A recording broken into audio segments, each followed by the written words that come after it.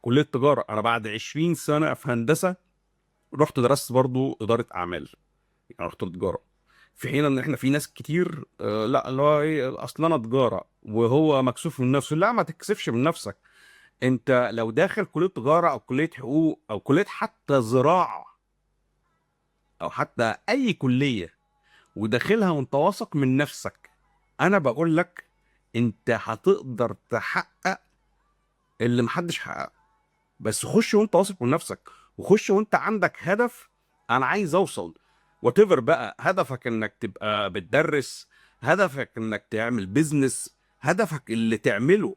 لان دلوقتي السوق مش سوق شهادات. السوق دلوقتي يا جماعة سوق بيرسونال براندنج، سوق بيع خدمات.